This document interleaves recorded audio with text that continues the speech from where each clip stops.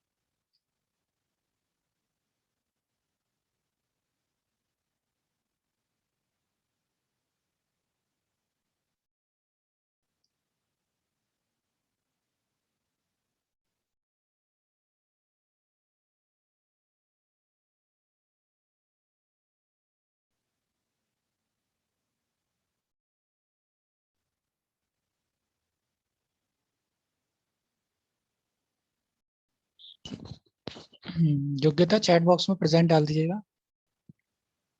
जी sir.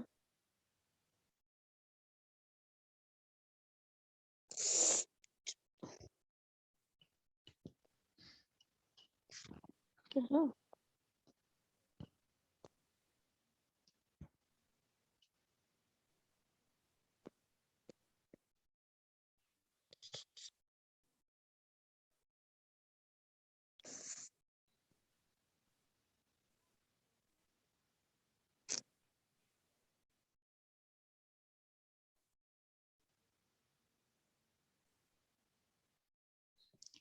Okay. योग्यता अभी 3 minute wait कर लेते हैं, फिर शुरू करते हैं क्लास, ठीक है। जी सर।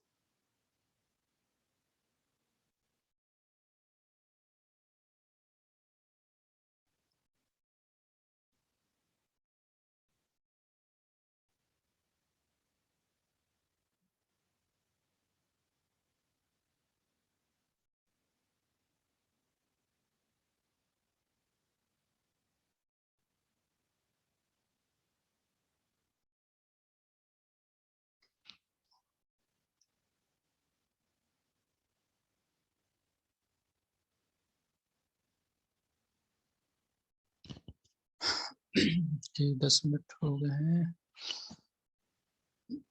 लगता नहीं है कोई आएगा, तो शुरू करते हैं हम अब क्लास अपनी।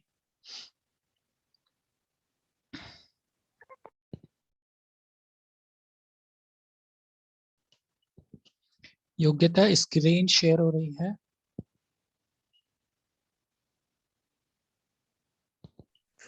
नहीं सर, नेट कम नहीं चल रहा सर। अब हो रही है?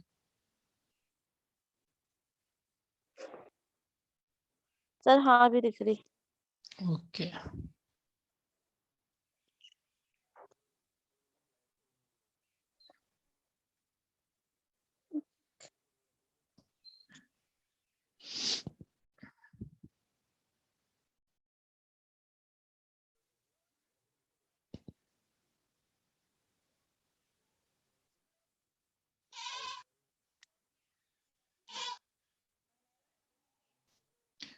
ओके, तो हमारा ये सेकंड पेपर ही चल रहा है, साइकोलॉजी ऑफ गाइडेंस, निर्देशन का मनोविज्ञान।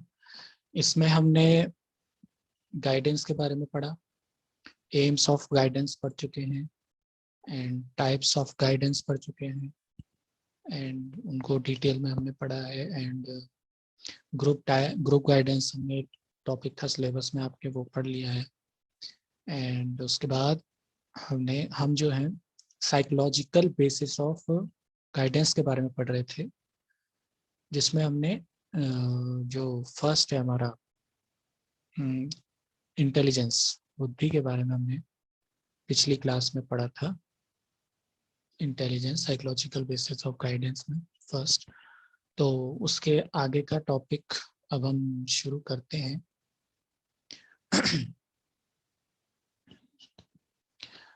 तो वही था साइकोलॉजिकल बेसिस ऑफ गाइडेंस।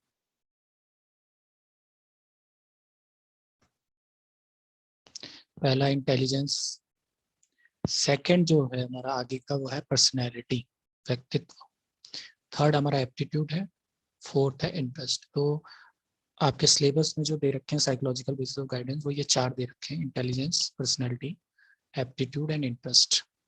ठीक, तो इंटेलिजेंस हम कर चुके हैं। अब आगे जो हमारा पर्सनैलिटी है, वो अगला टॉपिक पर्सनैलिटी, व्यक्तित्व के बारे में हम थोड़ा पढ़ेंगे। वैसे तो आपका एक बहुत ही पर्सनैलिटी जो है बहुत ही क्या नाम है वाइड, एक बहुत ही बड़ा टॉपिक है, और लेकिन इसमें बेसिकली हम जो है जो गाइडेंस से रिलेटेड पढ़ेंगे, और टेस्ट जो उसका मेजरमेंट है उससे रिलेटेड कुछ कॉन्सेप्ट्स होंगे वो पढ़ेंगे।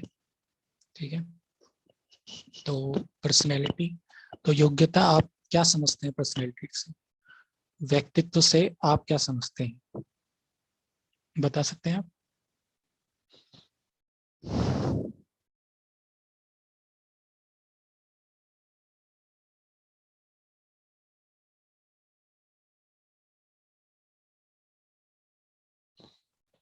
योग्यता, यस सर। व्यक्तित्व से आप क्या समझते हैं? फॉर्मली आप अपनी भाषा में बता सकते हैं क्या समझते हैं जब पर्सनैलिटी शब्द आता है या व्यक्तित्व शब्द आता है, तो आप उससे क्या समझते हैं? सर पर्सनालिटी हमारी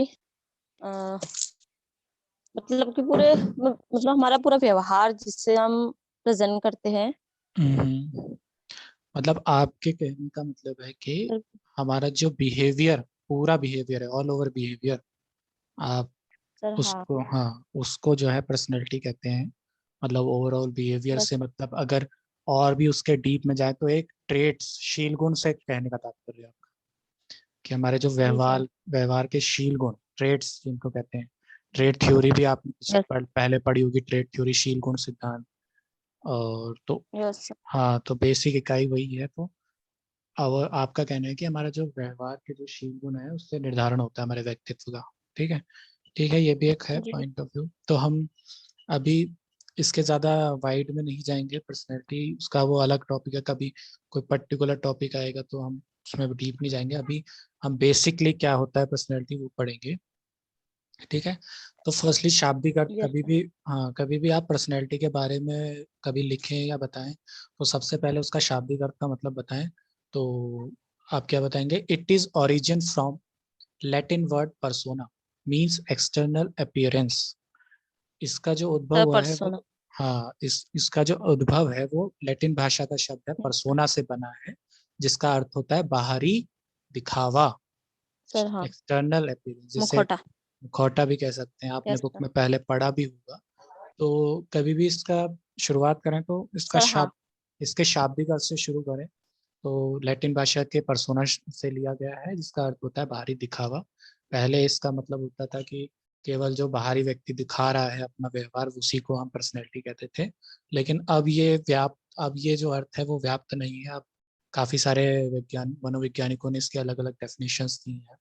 ठीक है, तो अब इसका ये मतलब नहीं है। अब क्या नाम है, इंटरनल और एक्सटर्नल दोनों मिला के ही जो पर्सनैलिटी का जो है रेफर होता है। तो नेक्स्ट जो अपनी ये डेफिनेशन आलपोर्ट की सबसे ज्यादा वैलिड मानी जाती है, क्योंकि पहले बहुत ही अलग अलग कॉन्सेप्ट है, उनमें बहुत लिमिटेशंस थी। लेकिन जो आलपोर्ट ने जो डेफिनेशन कम से कम 49 डेफिनेशंस के बाद जो 50 डेफिनेशन आलपोर्ट ने सबको अध्ययन करने के बाद वो आलपोर्ट ने दी है, तो सबसे वैलिड डेफिनेशन जो है वो आलपोर्ट की कही जाती है पर्सनैलिटी के बारे में। तो आलपोर्ट ने कहा है, personality is the dynamic organization within the individual of those psychological system that determines his unique adjustment to his environment। ठीक है, अब इसका अर्थ हम समझेंगे। Personality is the dynamic organization. ठीक है, व्यक्तित्व क्या है, एक डायनेमिक ऑर्गेनाइजेशन मतलब गत्यात्मक संगठन, गतिशील संगठन है। ठीक है, निरंतर इसमें गति होती रहती है, परिवर्तन होता रहता है, इसलिए personality is the dynamic organization within the individual. ठीक है, व्यक्ति के जो है ऑफ दोज साइकोलॉजिकल सिस्टम, मनोशारीरिक तंत्र या मानसिक व्यवस्था, डेट डिटरमाइंस जो निर्धारण करती है किसका, यूनिक एडजस्टमेंट, हमारा एक अभूतपूर्व जो हमारा एडजस्टमेंट, हमारा समायोजन है हमारे इन्वायरमेंट के साथ। ठीक है, तो अगर हम इसको ओवरऑल डेफिनेशन को पढ़ें तो हम इसको कहेंगे कि व्यक्तित्व जो है वो मनोशारीरिक तंत्र का गतिशील या गत्यात्मक संगठन है, जो जो हमारे या जो व्यक्ति के अपूर्व या भूतपूर्व समायोजन का निर्धारण करता है हमारे वातावरण के साथ। ठीक है, व्यक्तित्व उन मनोशारीरिक तंत्रों का गतिशील या गत्यात्मक संगठन है जो वातावरण से उसके अपूर्व समायोजन की को निर्धारित करता है। ठीक है, मतलब इनसे क्या होता है, ये गतिशील मनोशारीरिक तंत्र का एक गतिशील संगठन है जो अभूतपूर्व समायोजन का निर्धारण करता है हमारे वातावरण के साथ। तो ये आलपोर्ट की डेफिनेशन थी। इसके बाद एक डेफिनेशन और है, वो मिस्केल की है। उन्होंने क्या बोला है, personality usually refers to the distinctive patterns of behaviour that characterize each individual's adaptation to the situation of his or her life। ठीक है, इसका भी वही जो है सिचुएशन के साथ, परिस्थितियों के साथ इन्होंने बताया समायोजन।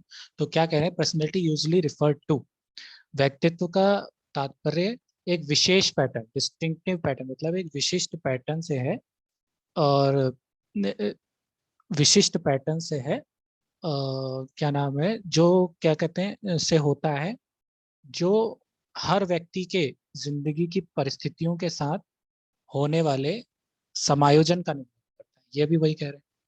ठीक है, एक विशिष्ट व्यक्तित्व जो है एक विशिष्ट पैटर्न है जो हमारे वातावरण के साथ समायोजन या परिस्थितियों के साथ समायोजन का निर्धारण करता है किसी व्यक्ति की जिंदगी में।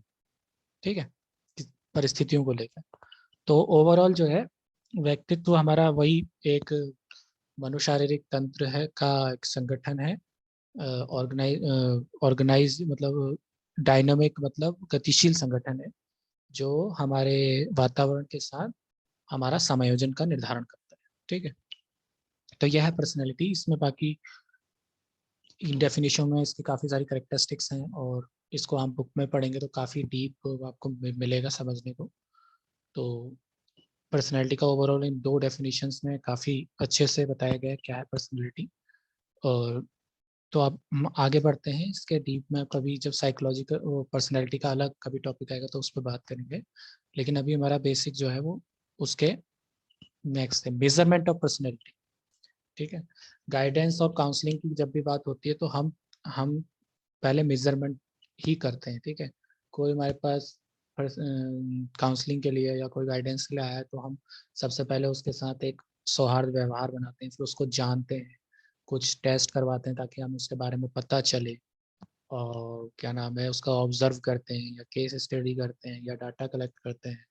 ठीक है ना, तो ये सब मेजर पहले उसको कुछ भी गाइड या काउंसलिंग करने से पहले हम मेजरमेंट करते हैं। तो जैसे हम इंटेलिजेंस भी एक हमारा एक्सपेक्ट था, साइकोलॉजिकल बेस था गाइडेंस का, ऐसी पर्सनैलिटी। पर्सनैलिटी के बारे में अगर हमें किसी व्यक्ति की पर्सनैलिटी के बारे में कुछ पता चल जाए तो हम इजीली जो है उसको गाइड कर सकते हैं या उसको काउंसलिंग कर सकते हैं। ठीक है, तो मेजरमेंट ऑफ पर्सनैलिटी। तो फर्स्ट है ऑब्जेक्टिव पर्सनैलिटी टेस्ट, वस्तुनिष्ठ व्यक्तित्व परीक्षण। ठीक है, तो फर्स्ट जो हमारा प्रकार है वो है ऑब्जेक्टिव व्यक्तित्व पर्सनैलिटी टेस्ट, जिसे हम कहते हैं वस्तुनिष्ठ व्यक्तित्व परीक्षण। सेकंड है हमारा प्रोजेक्टिव टेस्ट, यह आपने पढ़ा ही होगा, इसको बोलते हैं प्रक्षेपण परीक्षण। ठीक है, तो अब ये दोनों के क्या क्या टाइप्स होते हैं, किस तरह का होता है, हम वो देखेंगे। तो फर्स्ट हमारा ऑब्जेक्टिव पर्सनैलिटी टेस्ट क्या होता है वो करेंगे। ऑब्जेक्टिव पर्सनैलिटी टेस्ट क्या होते हैं, इसके इसके भी क्या नाम है आपके 4 टाइप्स हैं। ठीक है, मतलब 4 मॉडल्स के लीजिए या 4 टाइप के लीजिए या 4 स्केल्स के लीजिए। ठीक है, मतलब ऑब्जेक्टिव पर्सनैलिटी टेस्ट के 4 टाइप्स या 4 मॉडल्स कौन कौन से या 4 उपागम कौन कौन से हैं। तो पहला है फेस वैल्यू मॉडल। ठीक है, हिंदी में इसको बोलते हैं क्या नाम है, प्रत्यक्ष मूल्य मॉडल। हिंदी में इसको बोलते हैं प्रत्यक्ष मूल्य मॉडल या फेस वैल्यू मॉडल। सेकंड है इंपीरिकल मॉडल, हिंदी में इसको बोलते हैं अनुभवजन्य मॉडल, अनुभवजन्य मॉडल। थर्ड है हमारा फैक्टर एनालिटिक मॉडल, कारक विश्लेषिक मॉडल। ठीक है, कारक विश्लेषिक मॉडल। फोर्थ है हमारा थ्योरेटिकल मॉडल, सैद्धांतिक मॉडल इसको कहते हैं।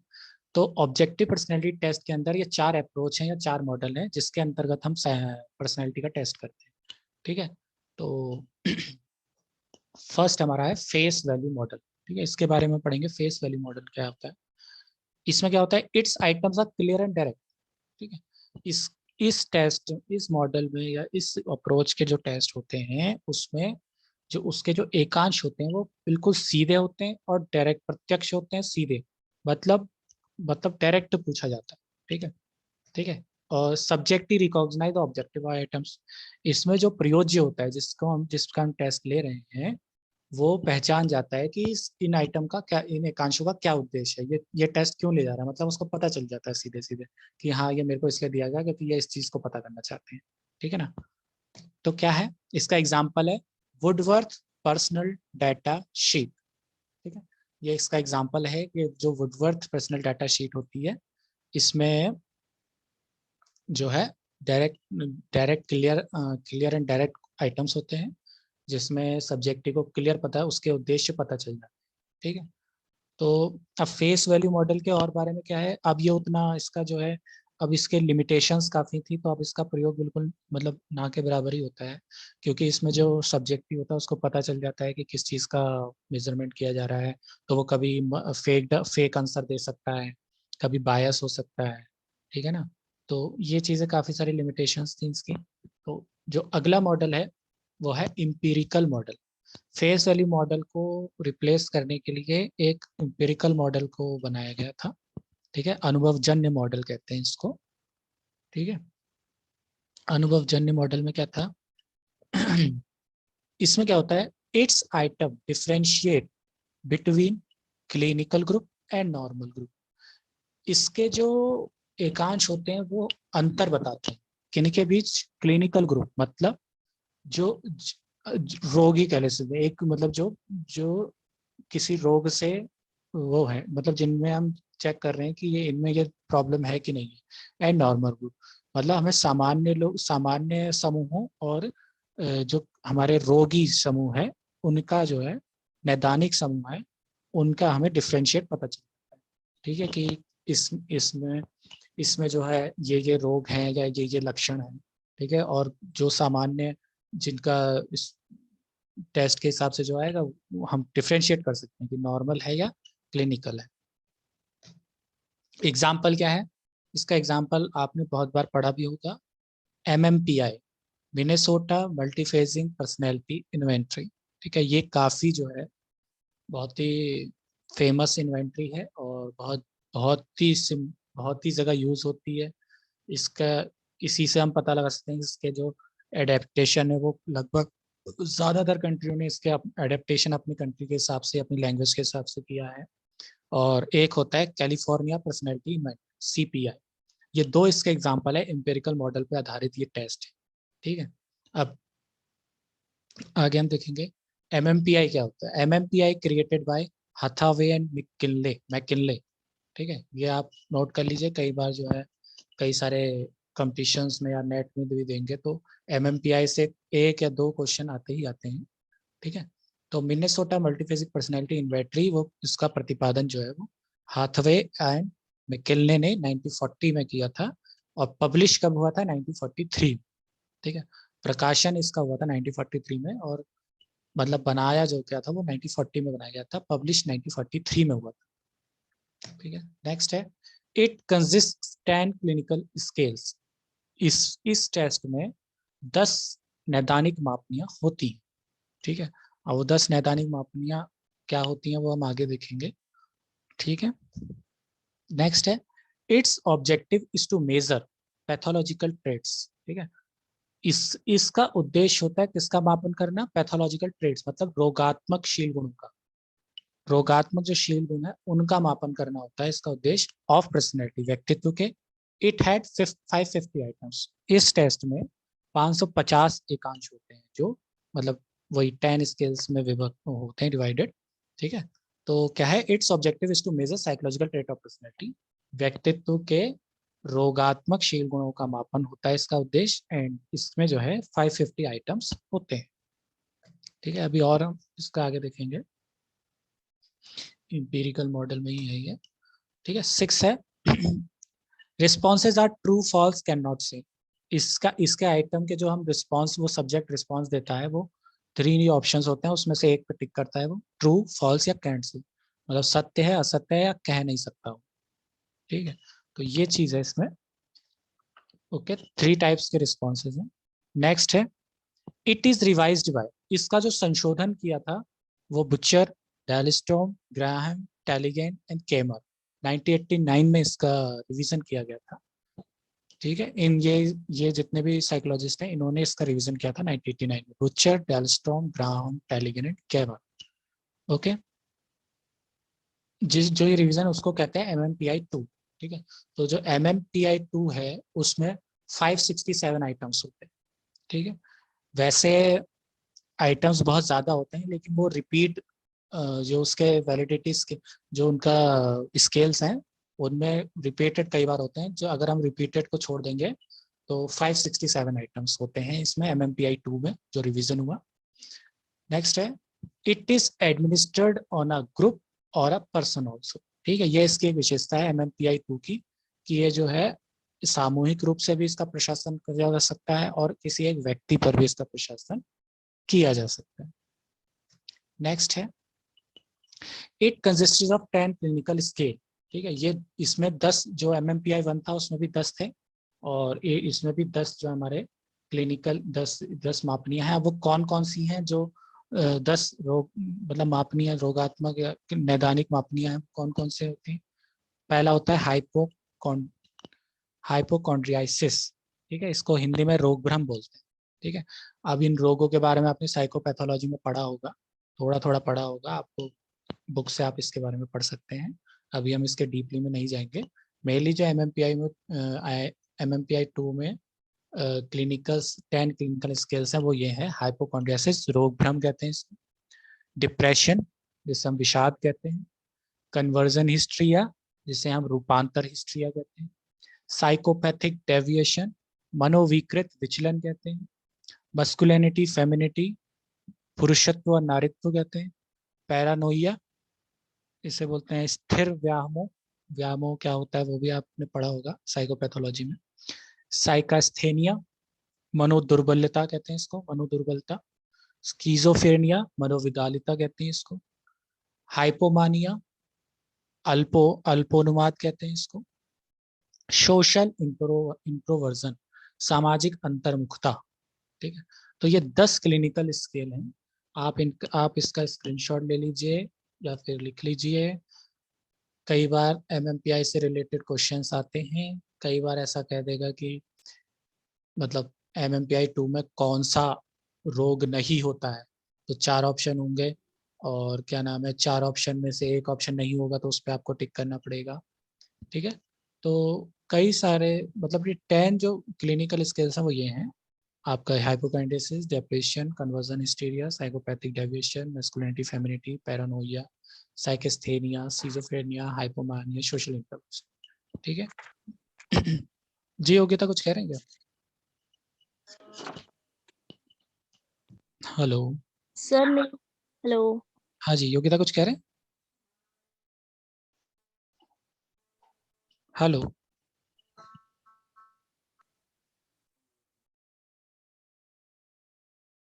जी योग्यता कुछ कह रहे हैं आप?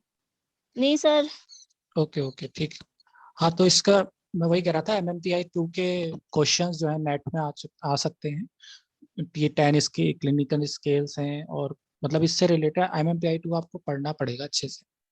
तो इसके मेन मेन जो है वो मैं आपको बता ही रहा हूँ, आप इसका आगे और इसको बुक में भी क्लियरली पढ़ सकते हैं, लेकिन मेन मेन जो टॉपिक्स हैं वो मैं यहाँ आपको ये दिखा रहा हूँ। ठीक है, तो 10 क्लिनिकल स्किल्स ये होते हैं। नेक्स्ट है हमारा जो MMPI 1 था उसमें 10 क्लिनिकल स्किल थे, लेकिन जो MMPI 2 है इसमें आपका 10 क्लिनिकल स्केल्स के साथ जो है 10 क्लिनिकल स्केल्स के साथ 4 वैलिडिटी स्केल्स भी हैं। ठीक है, वैलिडिटी स्केल्स कौन कौन से? Can not say, lie, frequency, yes. Correlation. Can not say का मतलब होता है इससे इसमें हम उन आइटम्स को उन एकांशों को हम रखते हैं जिसका व्यक्ति उत्तर नहीं दे रहा है, उत्तर नहीं दे पाया है किसी वजह से, हम उसका तब जो है वो करते हैं आपका इस वैलिडिटी स्केल में रखते हैं। और जो लाई है, ठीक है, इसमें 15 आइटम्स होते हैं और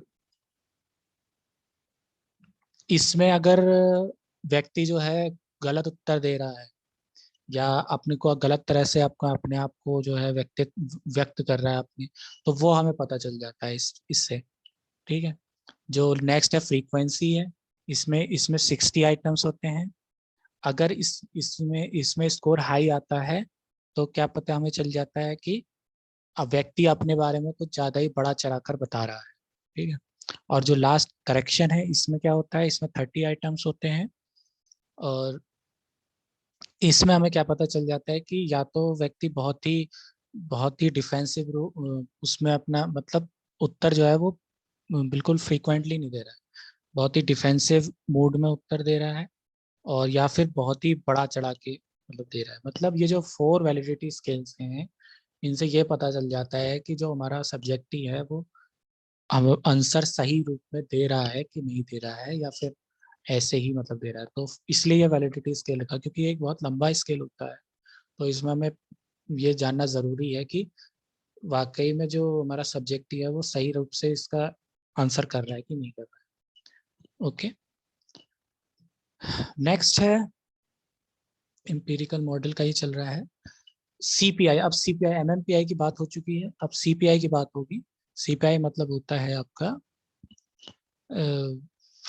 CPI था आपका क्लीन, CPI था हाँ कैलिफोर्निया पर्सनैलिटी। ठीक है, ये क्रिएटेड करी गई थी हैरिसन गफ 1957 में, इसका प्रतिपादन किया गया था हैरिसन गफ द्वारा, कैलिफोर्निया पर्सनैलिटी इन्वेंटरी का। ठीक है, इसमें 480 आइटम्स होते हैं, 480 एकांश होते हैं इसमें, and its responses are true and false. इसका जो उत्तर जो हमारा प्रयोग जो होता है वो सत्य और असत्य के में देता है। नेक्स्ट है 180 items are included from MMPI। CPI में जो 180 आइटम्स है वो MMPI से लिए गए हैं। ओके, नेक्स्ट है अब इसमें जो होता है it is consisted of 18 scales, इसमें 18 मापनी होती है। MMPI 2 में 10 स्केल्स होते हैं, MMP और CPI में 18 स्केल्स होते हैं। अब ये 18 मापनियां कौन कौन सी होती हैं इसमें लिखा हुआ है। डोमिनेंस, ठीक है, डोमिनेंस मतलब अपना प्रभुत्व, प्रभुत्व जमाना जैसे कहते हैं, प्रभुत्व कहते हैं हिंदी में। नेक्स्ट है कैपेसिटी फॉर स्टेटस, स्तर के लिए क्षमता। सोशेबिलिटी, सामाजिकता। सोशल प्रेजेंस, मतलब सामाजिक उपस्थिति कितनी, सेल्फ एक्सेप्टेंस, आत्म स्वीकृति, सेल्फ सेंस ऑफ वेलबींग, ठीक है, कुशल क्षेम का ज्ञान, मतलब हमारे वेलबींग जो हमारे कल्याण है उसका उसका ज्ञान, एंड रिस्पॉन्सिबिलिटी, उत्तरदायित्व, सोशलाइजेशन, समाजीकरण कितना है, सेल्फ कंट्रोल, आत्मनियंत्रण कहते हैं, टॉलरेंस, ठीक है, सहनशीलता, गुड इंप्रेशन, उत्तम छवि, कम्युनैलिटी, सामुदायिकता, अचीवमेंट वाया कॉन्फर्मेंस, मतलब अनुरूपण के माध्यम से उपलब्धि कितनी हुई, किसी को अनुरूप करने में, किसी को फॉलो करने में, एंड अचीवमेंट वाया इंडिपेंडेंस, स्वतंत्रता के माध्यम से कितनी उपलब्धि हुई, इंटेलेक्चुअल एफिशिएंसी, बौद्धिक क्षमता कितनी है, साइकोलॉजिकल माइंडेडनेस, मनोवैज्ञानिक मानसिकता क्या है, फ्लेक्सिबिलिटी मतलब लचीलापन कितना है व्यक्तित्व में, फेमिनिटी मतलब नारित्व, ठीक है। तो MMPI में 10 स्किल्स थे और CPI में 18 स्किल्स हैं। 18 में से जो 3 स्केल हैं इसमें वो वैलिडिटी स्केल है, तो मतलब वो इसलिए रखे गए हैं ताकि जो सब्जेक्टिव है उसका पता चल जाए कि क्या नाम है वो सही उत्तर कर रहा है कि नहीं है। अब इसके थ्री थ्री जो वैलिडिटी स्केल है वो इसी में मैंने इंक्लूड कर दिए हैं। तो ये जो वेलबींग वाला है, सेंस ऑफ वेलबींग, फर्स्ट ये, सेकंड आपका है गुड इम्प्रेशन, और थर्ड आपका है क्या नाम है ये थर्ड है कम्युनैलिटी, ठीक है।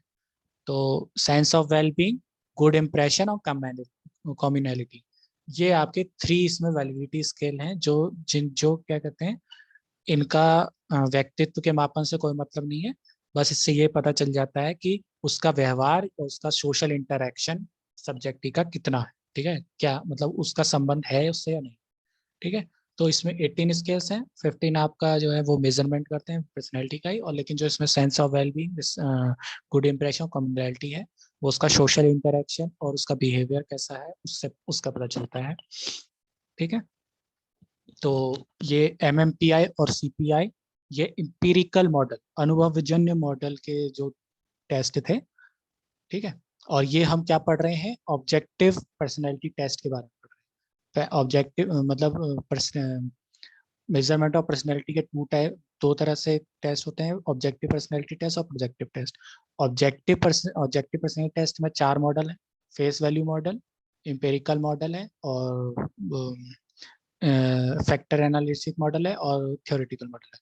तो आज हमने फेस वैल्यू मॉडल के बारे में पढ़ा, और एम्पिरिकल मॉडल में कैसा होता है MMPI के बारे में और CPI के बारे में पढ़ा, ठीक है। तो इनसे पर्सनैलिटी का टेस्ट किस प्रकार होता है वो आज हमने पढ़ा है, ठीक है। तो अब आगे का जो इसके आगे हम पढ़ेंगे वो अगली क्लास में पढ़ेंगे, फिर क्लास काफी काफी लंबा हो जाएगा, ठीक है।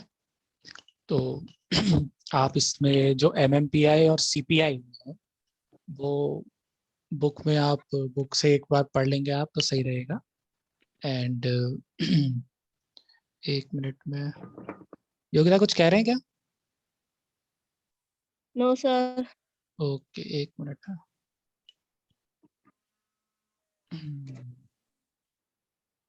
ओके ठीक है, thank you Yogita very much. अब इसके आगे का नेक्स्ट क्लास में हम करेंगे, ओके। आप लीव कर सकते हैं। Thank you sir. Thank you so much.